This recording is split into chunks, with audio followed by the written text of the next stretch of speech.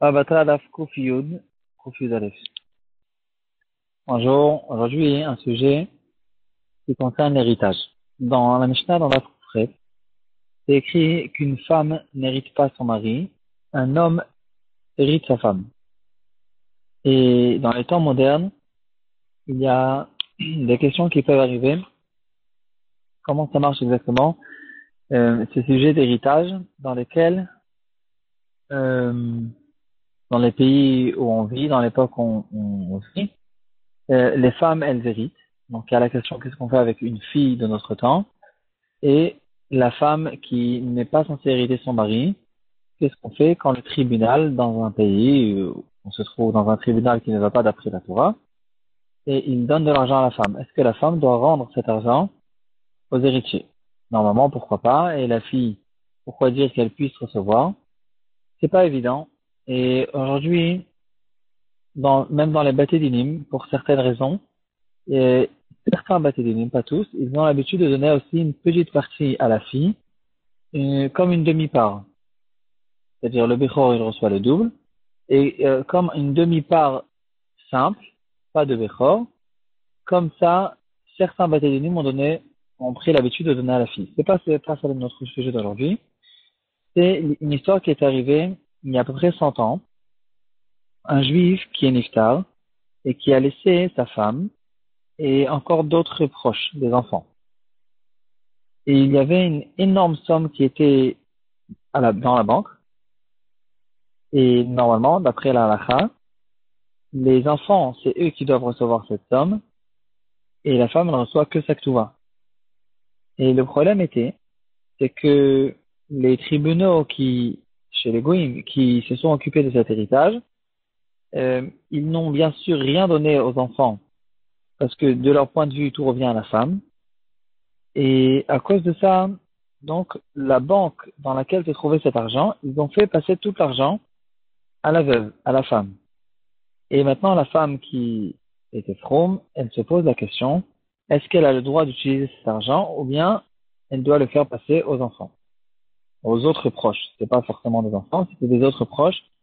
En tout cas, quoi qu'il en soit, c'est eux qui doivent hériter dans la Torah, dans la halakha. Et la question qui se pose, c'est qu'après que la banque a donné cet argent à la femme, est-ce qu'elle a l'obligation de faire passer l'argent aux autres? Elle a envoyé cette question à Rav Shlomo Heiman, qui plus tard était le Rosh Yeshiva de Torah Vadat en Amérique. Et elle lui a envoyé cette question pour lui demander qu'est-ce qu'elle fait maintenant avec cette somme qui est arrivée chez elle. Ici, dans la réponse de Rav Shlomo Heiman, on voit vraiment la force de la halakha et de la profondeur que les rabbanim, ils rentrent dans la compréhension de la situation et comment ça marche exactement les choses. Il faut non seulement connaître la halakha, il faut aussi savoir exactement qu'est-ce que c'est exactement, par exemple dans notre cas, qu'est-ce que ça veut dire que j'ai de l'argent dans la banque, à qui appartient cet argent, et comment ça marche quand l'argent elle me donne de l'argent. Est-ce que c'est mon argent, c'était mon argent, c'est l'argent de la banque, comment ça marche exactement. Et pour ça, il faut bien comprendre la situation, comprendre qu'est-ce que ça veut dire tout ça. C'est des choses qu'on ne va pas trouver dans le Shulchan Aruch, ni dans le Bet Yosef. C'est des choses qui sont arrivées bien après, et il faut comprendre d'après la halakha, qu'est-ce que ça veut dire de l'argent que j'ai dans la banque. Eh bien, dans tous les cas, dans tous les cas où il y a une question halachique de ce genre, ou même pas forcément de ce genre, il y a très souvent un devoir de connaître la situation dans le fait, dans le olam hazé, même avant de savoir comment trancher la halakha.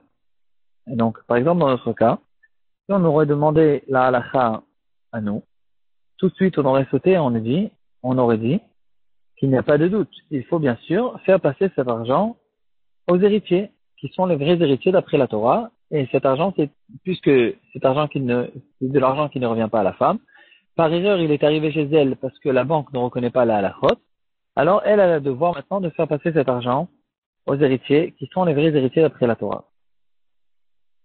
Et ici, Rav Shlomo Heiman, il dit qu'il faut comprendre, quand quelqu'un il dit, en fait, on a l'habitude d'utiliser certains termes qui ne sont pas forcément vrais. Par exemple, je dis j'ai déposé l'argent dans la banque, j'ai retiré l'argent de la banque, j'ai de l'argent dans la banque qui m'appartient, etc. C'est des termes qu'on a l'habitude d'utiliser, mais en fait, ils sont pas vrais. La vérité est que quand on parle d'un pikadon, par exemple, dans la Mishnah, dans la Halacha, c'est quelque chose que j'ai donné à quelqu'un d'autre pour qu'il me le garde. Un objet que j'ai demandé à quelqu'un, prends cet objet et garde-le pour moi. Ici, ça s'appelle un pikadon. Ça s'appelle que cet objet m'appartient et qu'il se trouve pour l'instant chez quelqu'un d'autre et il va me le rendre et lui, il n'a pas le droit du tout de l'utiliser.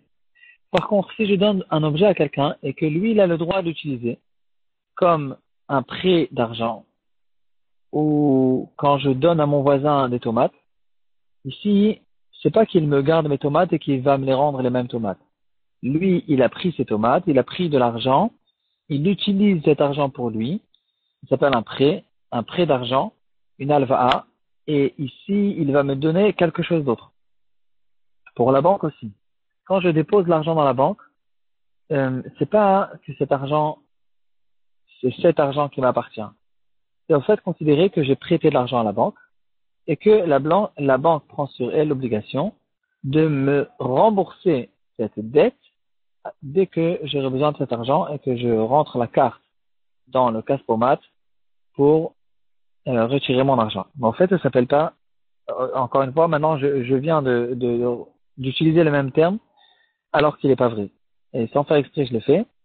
On retire pas, ça s'appelle pas que je retire de l'argent qui m'appartient. C'est ni retiré et c'est ni mon argent. C'est je me fais rembourser la dette que j'ai envers la banque, que la banque elle a envers moi, et que moi j'ai prêté l'argent à la banque auparavant et que maintenant je me fais rembourser. Et donc après qu'on a bien expliqué ça et qu'on comprend que c'est ça la vérité, et c'est la logique, on sait tous que c'est comme ça que ça marche, on peut arriver à la conclusion de la halakha. La personne qui est niftar, le riche qui est niftar et qui a laissé beaucoup d'argent dans la banque, c'est pas qu'il y a un coffre-fort dans la banque avec des objets ou de l'argent qui lui appartient et qui cet argent, elle attend que son propriétaire vienne le retirer. On a bien compris que c'est un prêt que lui il a prêté à la banque et que la banque prend sur elle de rembourser ce prêt. Et donc finalement, la banque, elle ne l'a pas fait. La banque, elle n'a pas remboursé le prêt à qui il fallait le faire. La banque est censée rembourser ce prêt aux héritiers et elle ne l'a pas fait. Mis à part ça, la banque, elle a pris de l'argent et elle a déposé cet argent, chez la veuve. C'est pas l'argent de son mari du tout.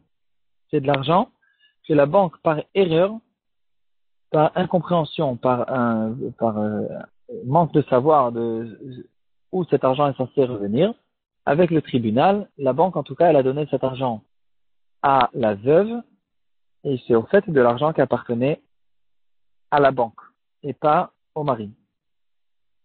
Donc finalement, la banque continue à avoir besoin de payer la dette aux héritiers. Mis à part ça, la banque, elle a donné de l'argent à quelqu'un, que cet argent ne lui revient pas. Finalement, quand les héritiers ils viennent chez la veuve et lui disent rends-nous notre argent, la veuve elle dit je ne vous connais pas.